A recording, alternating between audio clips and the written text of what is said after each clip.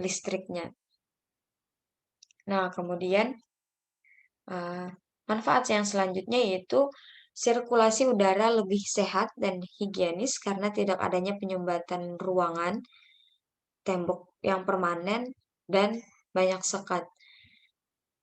Eh, Seperti yang kita lihat dengan sistem tata ruang yang terbuka seperti ini, maka udara yang masuk dan udara yang keluar itu tidak akan hanya berada di dekat-dekat mereka, melainkan tersebar ke seluruh ruangan karena ruangan yang luas sehingga udara yang ditimbulkan akan menjadi lebih sehat. Nah, untuk manfaat yang selanjutnya yaitu desain interior dan dekorasi dalam ruang kerja bisa dibuat lebih mudah karena tidak akan membutuhkan banyak pernak-pernik. Nah, bisa kita lihat bahwasanya di sini perusahaan Gojek hanya menggunakan satu dinding yang sama untuk satu ruang kerja. Bisa kita lihat di sini sangat jelas bahwa mereka hanya menggunakan satu motif yang sama atau satu karakter yang sama sehingga pada saat pembangunan kantor ini akan lebih memudahkan uh, dalam pembangunannya karena tidak banyak memakai pernak-pernik yang lain. Nah, selain saya memaparkan mengenai kelebihan dari sistem tata ruang terbuka ini, saya juga akan memaparkan mengenai kerugian atau kekurangan perusahaan jika menerapkan sistem tata ruang terbuka seperti ini.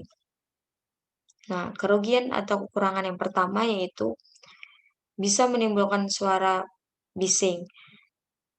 Tentu saja, seperti yang sudah saya jelaskan di awal, dengan ruang kerja seluas ini dan banyaknya kursi-kursi, maka itu akan menimbulkan banyaknya karyawan yang bekerja dalam satu ruangan. Dan itu sangat mempengaruhi terhadap suara yang akan dihasilkan. Tetapi, balik lagi ke poin utamanya bahwa mereka ingin menerapkan sistem kerja non formal dan santai, maka menurut saya ini akan menjadi nilai plus sebenarnya bagi setiap karyawannya dan juga bagi perusahaannya. Nah, untuk kerugian yang kedua yaitu banyak karyawan yang berpotensi mengobrol dan bersenda gurau tentang hal-hal yang tidak ada hubungannya dengan pekerjaan.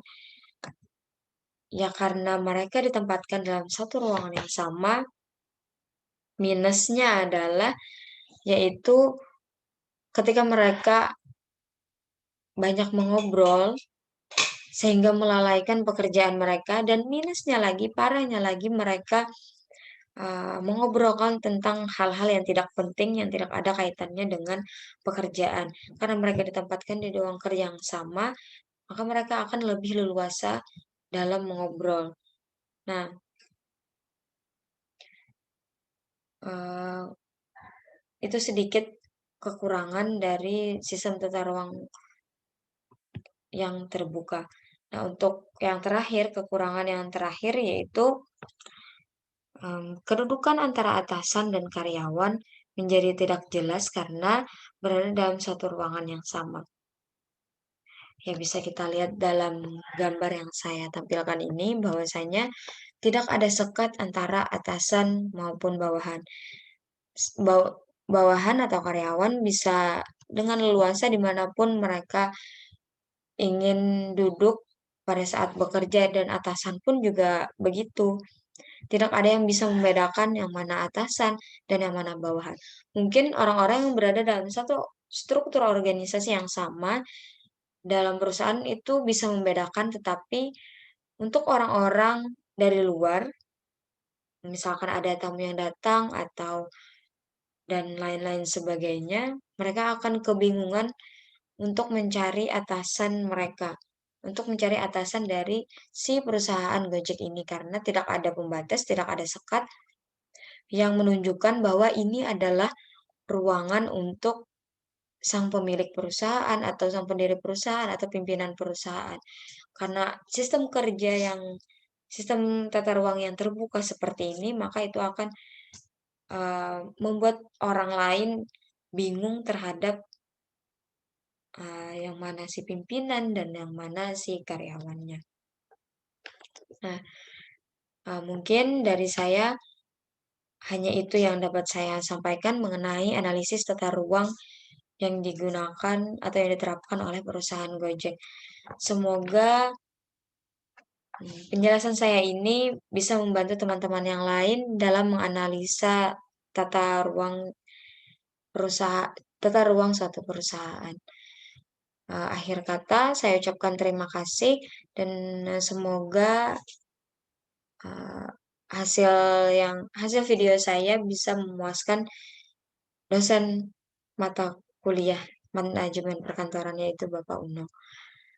Sekali lagi saya ucapkan terima kasih. Salah khilafnya saya mohon maaf dan apabila ada kekurangan saya juga memohon maaf. Wassalamualaikum warahmatullahi wabarakatuh.